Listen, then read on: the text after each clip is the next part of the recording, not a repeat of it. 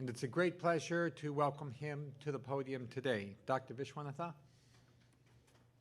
Thank you very much. Thank you, Dr. Rothblatt, and thank you, Genesis and Temple, for all the arrangements and for inviting me. It's a great pleasure for me to be part of this elite group talking about nanotechnology and telemedicine. I'll have a disclaimer right away. I'm just a molecular biologist who is looking at how cancer cells proliferate, and I just got into nanotechnology, and hopefully I can convince you that we are doing some things that are of interest to the cancer community.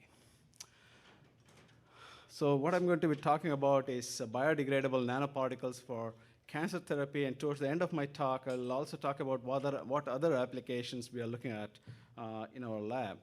And this morning, Dr. Sridhar gave a very good introduction to various devices that could be used for nanotherapy, and therefore it made my life easier. I don't have to introduce all of that. So I'll jump straight into what is it that we are doing.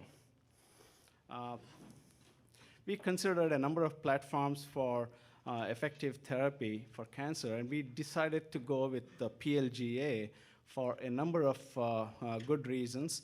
One is that it is an extensively investigated polymer.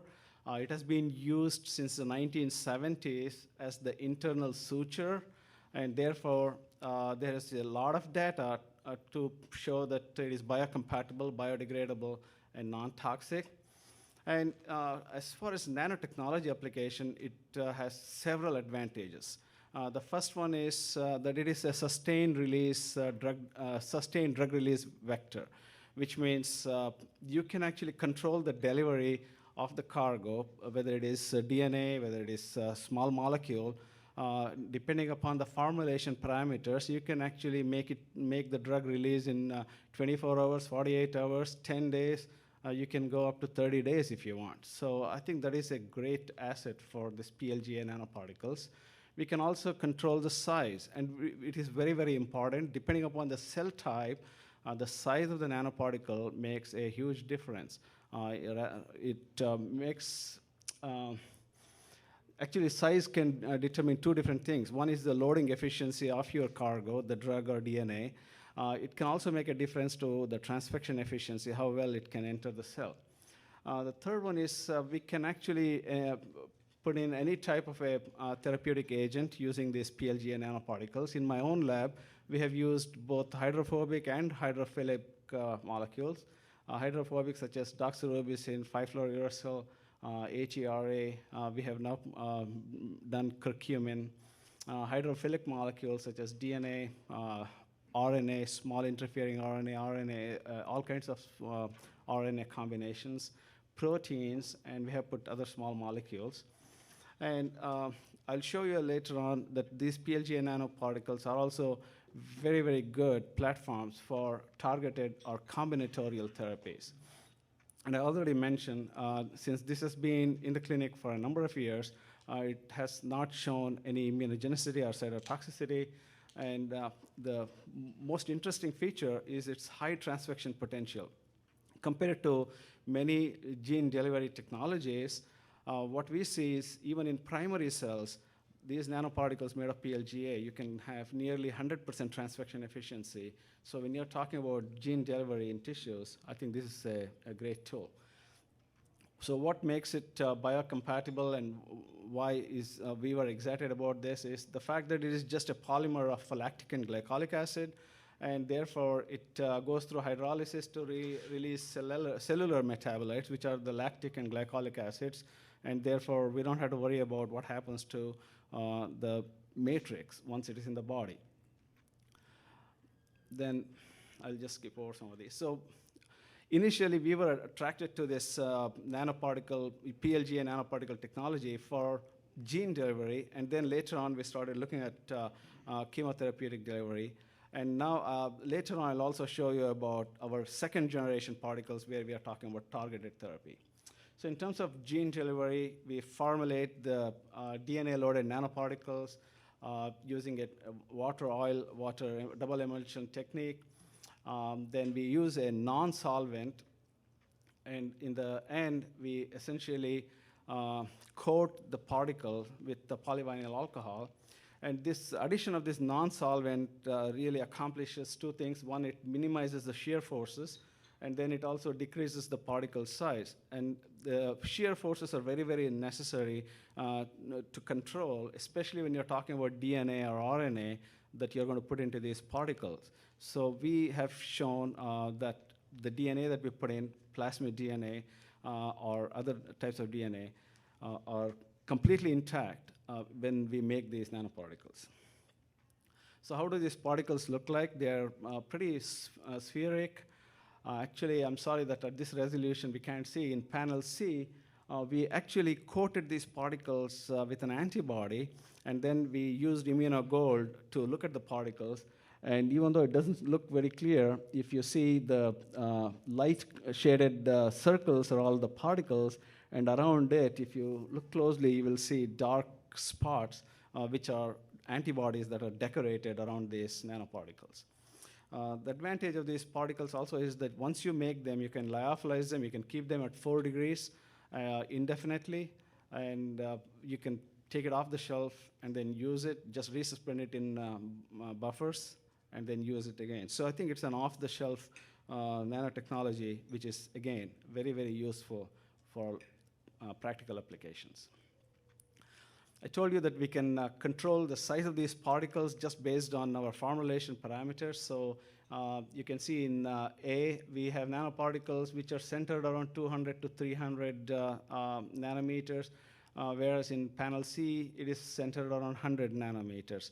And so you can make it even at 50 to whatever you want, anywhere in the 20 to 200 nanometer range.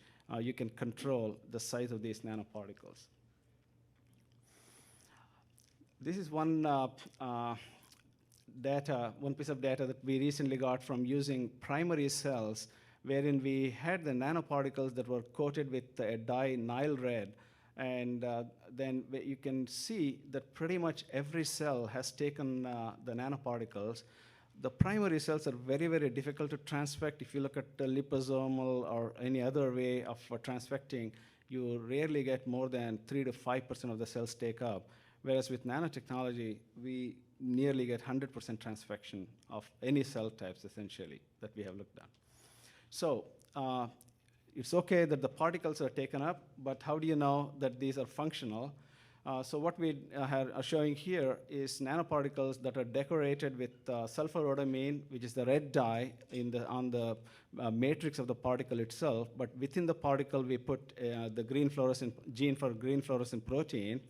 And what I'm showing you in the upper panel is that pretty much all the cells that have taken up the nanoparticles that are showing red are also green, which means the DNA that was within the particle was transcribed and translated. And so whatever DNA we put in is completely functional within these particles. In the panel B, what I'm showing you is cytotoxicity. These are cell culture experiments. So we grow cells in dishes, and we add nanoparticles in a different range. So here we are talking up to about 1 milligram of nanoparticle per ml of media, which is a very, very high dose, and we rarely go to that kind of a dose. And even at that, there is really no toxicity. So most of our experiments are in the 100 microgram per ml, so which is really at the left end of this scale. So these are really non-toxic particles, and they're completely functional when you put any DNA in there. Because of the time limit, I'm not going to talk about a lot of other data that I have, but I'll briefly introduce one of the biomarkers that we have been working on.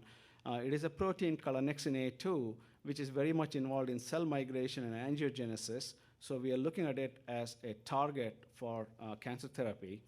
And we just did an experiment where we took nanoparticles and we put in a plasmid that will generate siRNA.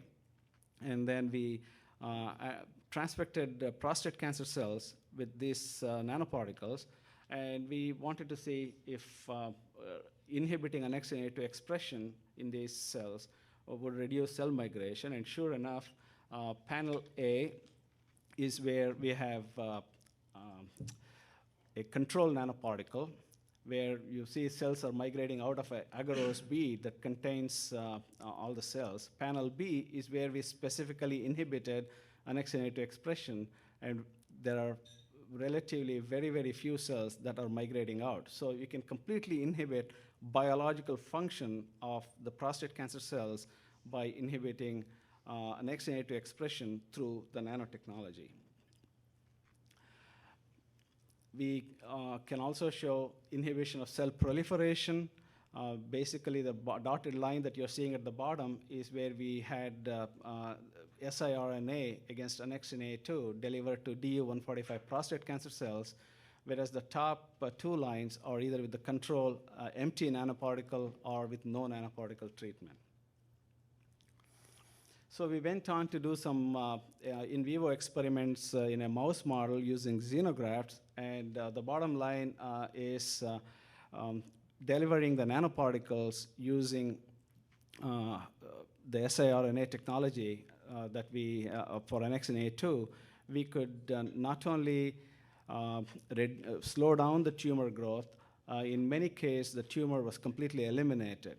So, and also the survival rate of the mice increased tremendously. So this is just intratumoral injection of the nanoparticle that really doesn't prove anything. I'm not showing you some immunohistochemical data. What excited us about this is that these PLGA nanoparticles can actually traverse through the tissue. So even though we injected the nanoparticles at the surface of the tumor, when we actually isolated the tumor and did the immunohistochemistry, you could clearly see downregulation of an annexin A2 gene deep inside the tumor, which is a very big feature of these PLGA nanoparticles. Actually, in a cellular system, what we see is that these particles are taken up by endocytosis, and then actually they can go out of the cell too. So they can actually go from one cell to the other cell very easily. And I think that's a big advantage when you're talking about a solid tumor, and if you're injecting the tumor or delivering the nanoparticles in some way to this tumor, it's a big advantage as far as we are concerned. So again, some more data to show indeed that SH or siRNA-treated tumors regressed within 20 to 27 days. So we have all the proof of concept in terms of using these particles. Where we are in this project is we are just about ready to do some phase 1 and phase 2 clinical trials. I'm only talking about annexin A2 here, but we have several other biomarkers that we are using as targets in our studies.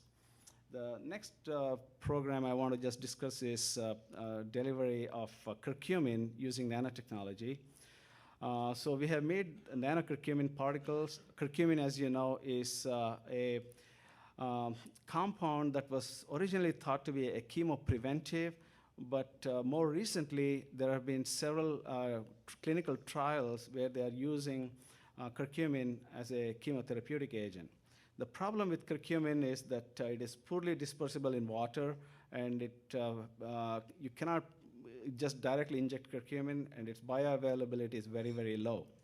So we decided that we will make nanocurcumin to deliver the curcumin, and the advantages of the nanocurcumin is that it is dispersible in water, and I will show you some data that curcumin will be slowly released from these particles, and we believe that that may lead to improved bioavailability, improved cellular uptake. And then some data I'll show you about inhibition of cancer cell proliferation. And so when we make these nanocurcumin particles, we get a percent yield of 90 to 94%. That is just of the nanoparticles itself. But if you look at the encapsulation efficiency, more than 95% of the particles have taken up nanocurcumin. And I'll skip over the size because we can actually, I already showed you that we can regulate the size of these particles. And here I'm talking about various parameters for optimization of nanocurcumin formulation. And what you can see is the particle size. You can, based on our parameters, you can go anywhere from 20 nanometers to 250 nanometers. But when you look at the loading efficiency or the encapsulation efficiency, there's really not that significant difference. So the size will be much more relevant based on the tissue uptake characteristics, which we have really not attempted at this point. The morphology of this nanocurcumin, again, is very circular, but I think this is the one that is important. Curcumin itself is fluorescent naturally, so we can pick up the fluorescence of this curcumin. And what it will show you here is that these particles have uniform distribution of curcumin within these particles. This is the in vitro release kinetics. This is both in a buffer solution and also in a cellular condition, not in vivo. And what we see is that curcumin is released very slowly from these particles. We have gone up to 10 days on this one. And it is possible to extrapolate that in vivo also you can expect to have slow release. I think my time is coming short, so I need to kind of speed up a little bit. We have looked at nanocurcumin and its effect on prostate cancer cell proliferation, and using 2 different prostate cancer cell lines and 1 breast cancer cell line, we have demonstrated that nanocurcumin is more efficient than free curcumin in inhibiting cancer cell proliferation. So we wanted to move to the next generation of these nanoparticles where we can actually target these particles. And so our idea is to attach various ligands on these particles to be able to deliver these nanoparticles to desired tissues.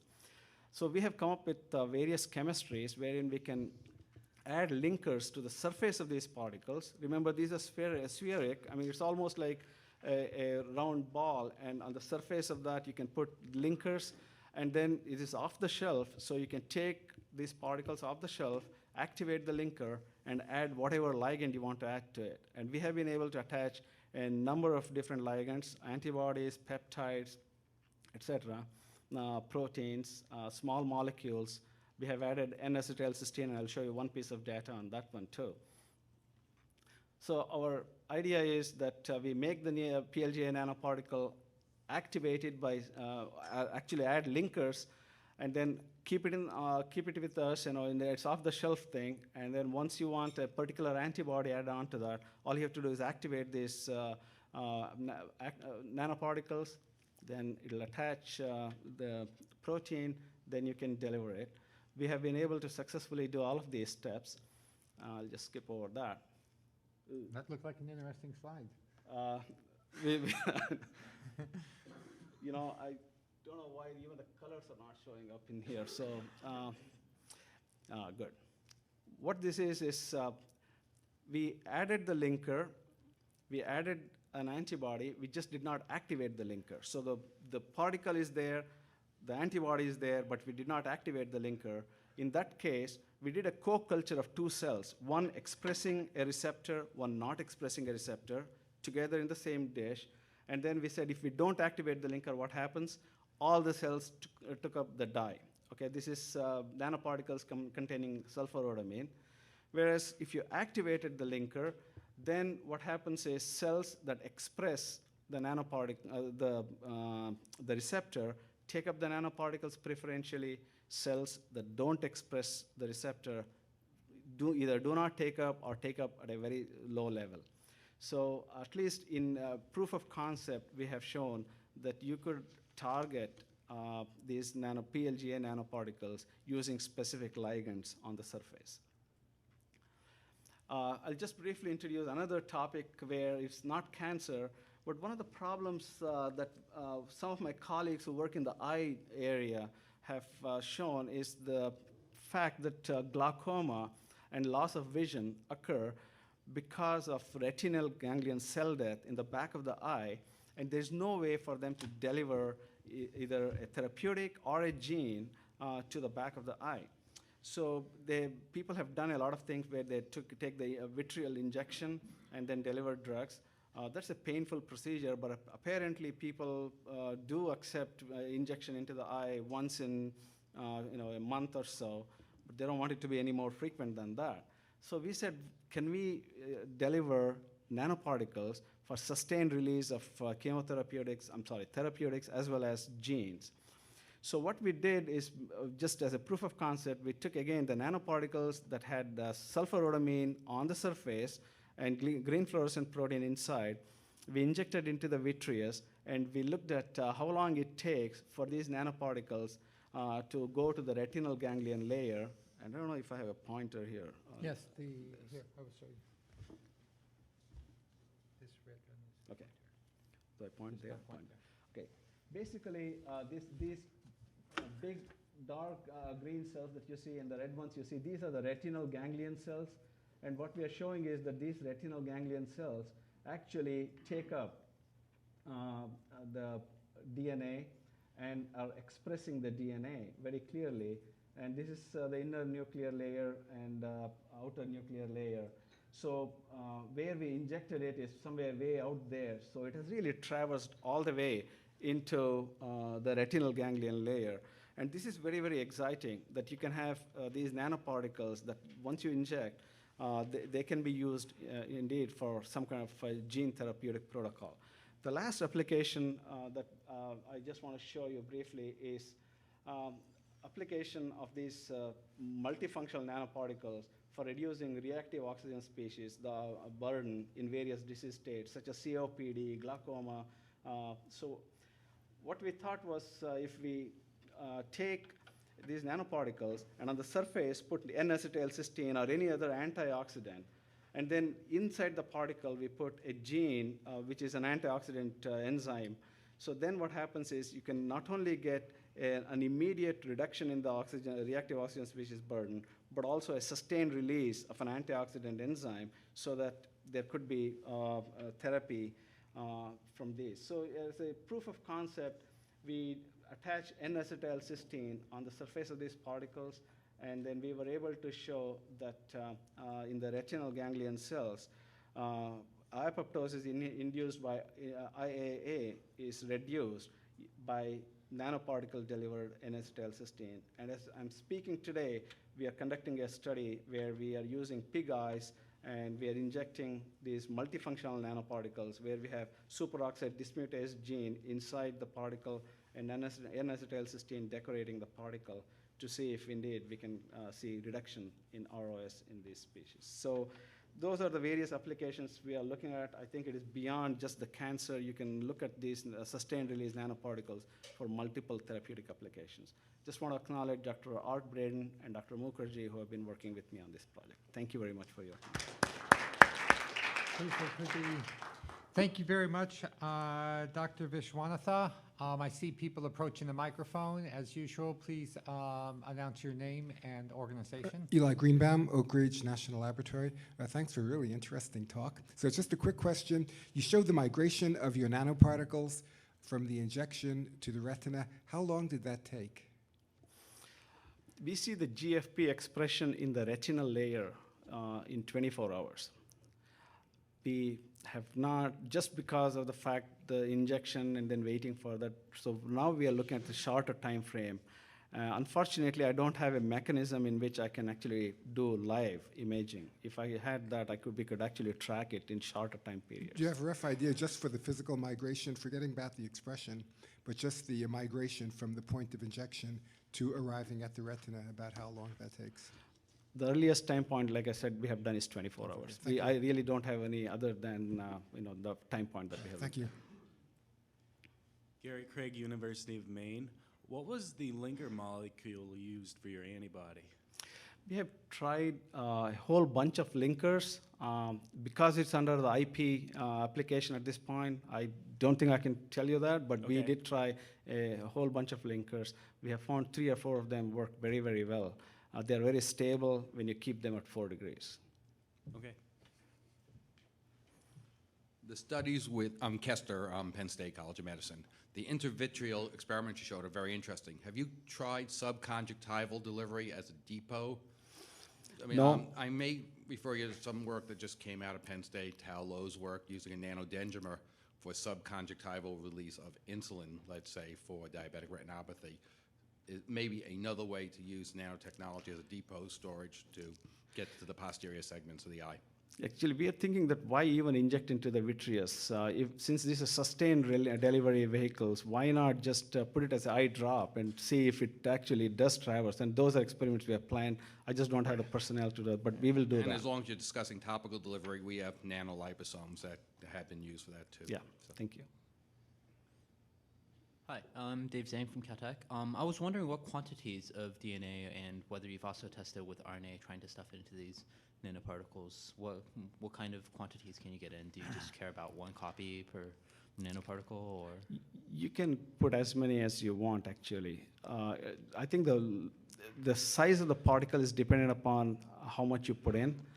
So if you put the large plasmid, you get a larger nanoparticle. The thing that we have not done at this point is to actually show how many molecules of DNA are within each nanoparticle. All we know is that every nanoparticle has the DNA, but we just don't know whether it has multiple copies. So that we have not done. Okay. And the other question is, have you thought about ways of actually like triggering the release as opposed to just letting it release naturally? Maybe have some way of, I don't know, using some chemical group to cause, catalyze its degradation somehow? Well, I think the whole idea of PLGA nanoparticles is sustained release. I mean, we don't want immediate release. You can do that by just changing the formulation parameters. So you can make the nanoparticles such that they will deliver all the cargo within 24 hours. Mm-hmm. Or you can make it so they're slowly releasing over a period of time. So that can be controlled. I see. Thank you very much. It was a great talk. Thank you. Yes. I'm sorry, I'm not a doctor, but I'm the secretary of the MEGOG office, and I do suffer of glaucoma. And if I understand what you're saying is the drops we use or the laser treatment they do is not really working? Well, I work with some friends who work for an ophthalmology company, and what they tell me is that they are looking for a way in which you can deliver genes, for gene therapy essentially is what they're looking at. So that is where we are going with this one. But I am not an ophthalmologist, so I have no idea about therapy. It's scary. Thank you. Yeah, Eric Jacobson, University of Illinois, also a glaucoma patient who's, fortunately it looks as though my optic nerve will not be completely destroyed before I die.